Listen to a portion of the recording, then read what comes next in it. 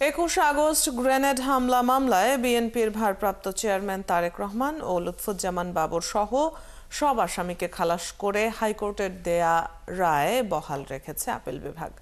একই সাথে হাইকোর্টের পুনঃতদন্তের নির্দেশ বাতিল করেছে আদালত।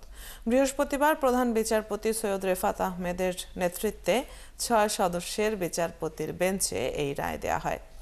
আদালতে তারেক রহমান বাবরের পক্ষে শুনানি করেন অ্যাডভোকেট এস.এম. শাহজাহান, অ্যাডভোকেট শিশির মনির। এর আগে গত 17 জুলাই আপিলের ওপর শুনানি শুরু হয়। 5 দিনের মতো শুনানি শেষে গত 21 আগস্ট রায়ের জন্য আজকের দিন ঠিক করে আদালত। গত 1 ডিসেম্বর এই ঘটনায় হত্যা ও বিস্ফোরক দ্রব্য আইনের মামলায় বাবর এবং তারেক রহমান সহ সব আসামিকে খালাস দেয় হাইকোর্ট। আসামি পক্ষের দাবি, আলোচিত এই মামলায় তারেক রহমানকে জড়ানোর জন্য দ্বিতীয়বার তদন্ত ও মুফতি হান্নানের স্বীকারোক্তিমূলক জবানবন্দি নেওয়া হয়। 2004 সালের 21 আগস্ট বঙ্গবন্ধু এভিনিউয়ে শেখ হাসিনার সমাবেশে গ্রেনেড হামলার ঘটনা ঘটে।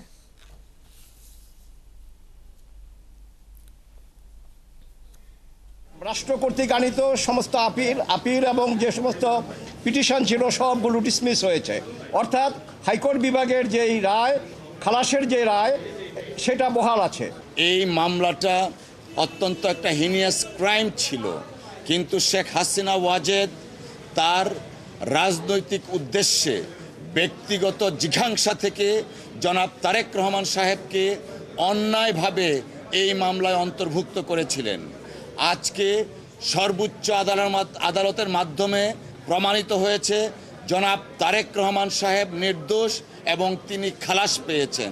আজকে যে বিচার হয়েছে, এই বিচারটা হয়েছে হলো আসামিরা এই ঘটনা ঘটিয়েছেন কিনা।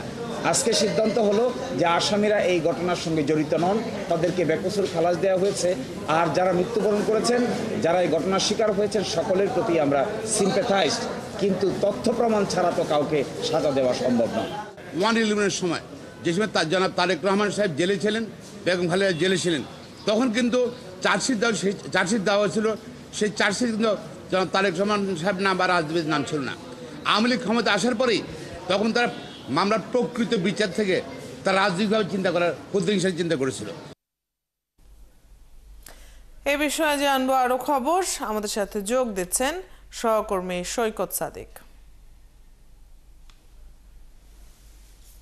সৈকত, 21 আগস্ট গ্রেনেড হামলা মামলায় সব আসামিকে খালাস করে হাইকোর্টের দেওয়া রায় বহাল রেখেছে আপিল বিভাগ, আমরা যেমনটি জানছিলাম।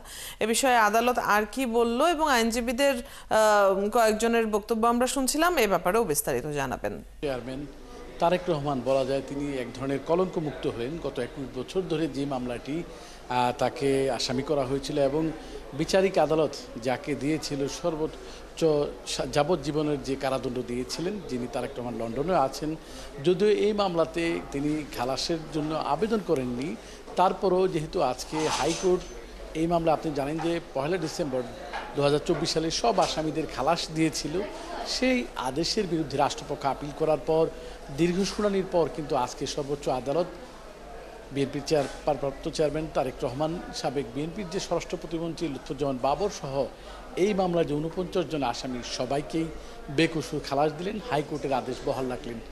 এরপরে কিন্তু বিএনপির পক্ষের বা আসামি পক্ষের যারা আইনজীবী SM. Shahjahan, barrister Kaiser Kamal, barrister Mahbubuddin Khokon, Shishir Monir, তারা তাৎক্ষণিক প্রতিক্রিয়া দিয়েছেন। তারা বারবার বলে আসছিলেন যে এই মামলায় মুফতি হান্নানকে কিভাবে জোর করে দিনের পর দিন রিমান্ডে নিয়ে জোর করে জবানবন্দি আদায় করা হয়েছে, স্বীকারোক্তিমূলক জবানবন্দি, সেটার উপর ভিত্তি করেই তারেক রহমান সহ অন্যান্য আসামিদের সাজা দেয়া হয়েছিল।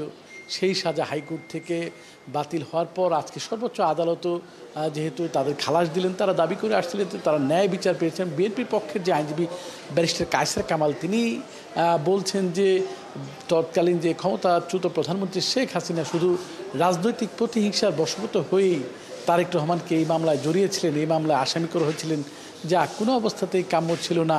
এবং আজকের সর্বোচ্চ আদালতে তারা যেহেতু ন্যায় বিচার পেলেন এবং সব আসামি যারা এই মামলা, অন্য না যারা আসামি গ্রেপ্তার আছেন, সর্বোচ্চ আদালত সবাইকেই মুক্তি দেওয়ার কথা বলেছেন। আরেকটা বিষয় যে হাইকোর্ট একটা নির্দেশনা দিয়েছিলেন যে এই মামলা একটা পুনঃতদন্ত হোক, এরকম একটা অবজারভেশন হাইকোর্ট দিয়েছিলেন, কিন্তু আজকে সর্বোচ্চ আদালত তারা জানালেন, সুপ্রিম কোর্টের প্রধান বিচারপতি জানালেন এই মামলা আর কোনো তদন্ত হওয়ার দরকার নেই, যেহেতু এই তদন্তের কাজটি রাষ্ট্রের, এটা আদালতের কার্যক্রম নেই। তো আজকে এই মামলার তদন্ত না হওয়ার জন্য বলেছেন এবং সব আসামিদের যেহেতু খালাস দিয়েছেন, আমরা যদিও বিএনপির আইনজীবীর বা আসামি পক্ষের আইনজীবীর প্রতিক্রিয়া পেয়েছি, কিন্তু রাষ্ট্রপক্ষ যারা এই খালাসের হাইকোর্টের আদেশের বিরুদ্ধে যারা আপিল করেছেন, যারা শুনানিতে অংশ নিয়েছেন, এখন পর্যন্ত আমরা তাদের কোনো তাৎক্ষণিক প্রতিক্রিয়া পাইনি। তার জন্য আমরা অপেক্ষা করছি।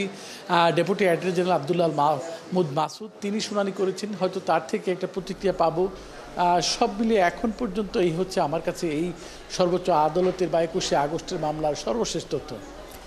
সৈকত, আপনি আছেন আদালত প্রাঙ্গণে এবং যেটি আপনি বলছিলেন যে আরও ব্রিফিং হলে কিংবা অন্যান্য কারোর মন্তব্য পেলে আপনার মাধ্যমে আমরা নিশ্চয়ই দর্শকদেরকেও জানাতে পারবো। ধন্যবাদ যুক্ত হবার জন্য। দর্শক, আজকের দিনের গুরুত্বপূর্ণ মামলার গুলোর প্রসঙ্গে জানিয়ে দিচ্ছিলেন সহকর্মী সৈকত সাদিক।